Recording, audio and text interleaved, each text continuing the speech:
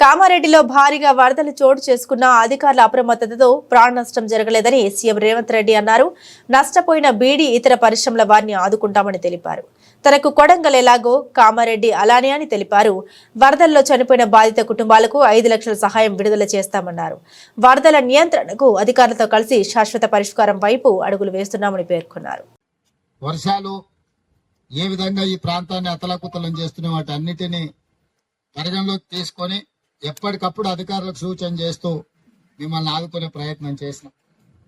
అయినా మళ్ళొక్కసారి వ్యక్తిగతంగా మిమ్మల్ని కలవాలి.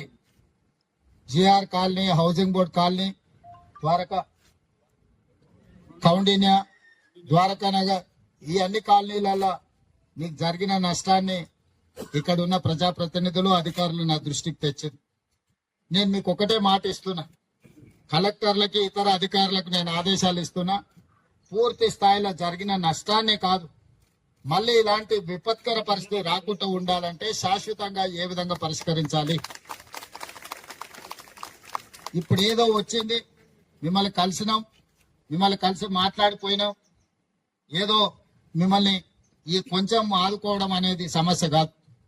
మహేష్ గౌడ్ గారు నాకు హెలికాప్టర్లు వచ్చేటప్పుడు చెప్పిండు, మీరు ఇది శాశ్వతంగా ఏదైనా పరిష్కారం చూపించాలి. సీఎం గారు, మాకు పాత ఉమ్మడి నిజామాబాద్ జిల్లాలో కామారెడ్డి చాలా ముఖ్యమైన ప్రాంతము, ఇక్కడ ప్రజలలో చైతన్యం ఉంటది, మనం ఏం చేసినా వాళ్ళు గుర్తు పెట్టుకుంటారు, గుర్తిస్తారు, మీరు చేయాలని మహేష్ గౌడ్ గారు చెప్పిండు.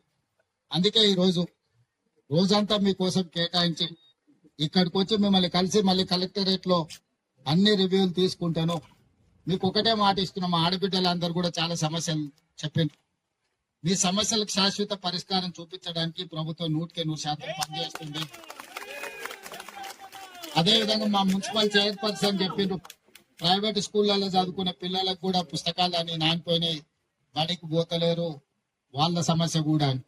అందుకే కలెక్టర్ గారికి తక్షణమే ఆదేశాలు ఇస్తున్నా, మీ కంటింజెన్సీ ఫండ్స్ నుంచి ఇమ్మీడియట్ గా ఈ ప్రైవేట్ స్కూల్స్ లలో ఉండే పిల్లలకు కూడా స్కూల్ బుక్స్ గానీ లేకపోతే నోట్ బుక్స్ గానీ ఏమేమి ఇవ్వగలరో వాటిని ఇవ్వండి.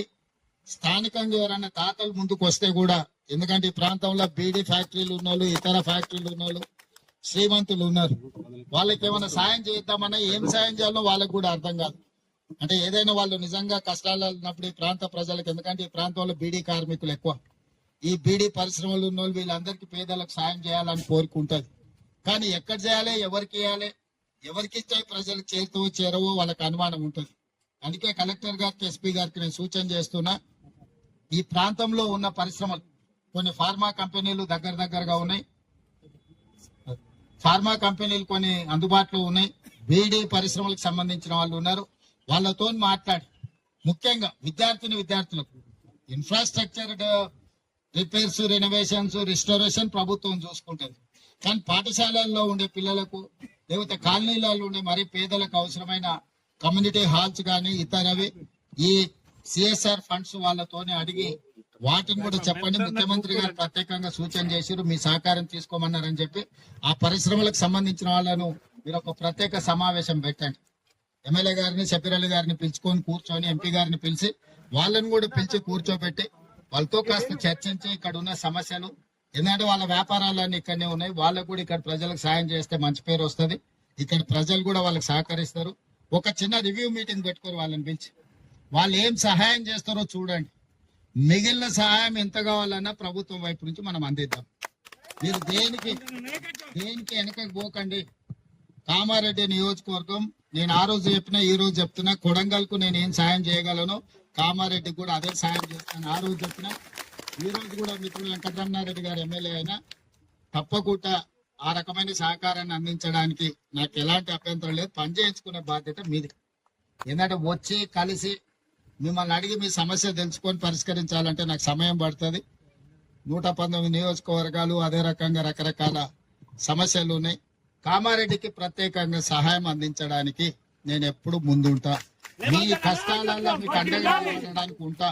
అందుకే ఈరోజు ప్రత్యేకంగా ఇక్కడికి వచ్చిన కలెక్టర్ గారికి ఇప్పుడు సమీక్ష చేసిన తర్వాత నేను ఆదేశాలు ఇస్తా, అన్ని మంచి పనులు చేయించుకోండి, కామారెడ్డిలో కష్టం వచ్చిన వాళ్ళందరినీ కూడా ఆదుకుంటామని చెప్తూ, ఇక్కడ పోచారం ప్రాజెక్టు 103 సంవత్సరాల క్రితం 26 లక్షల రూపాయలతో కట్టింది. ఇంత వరద ఉపద్రవం వచ్చినా తెగకుంటుంది.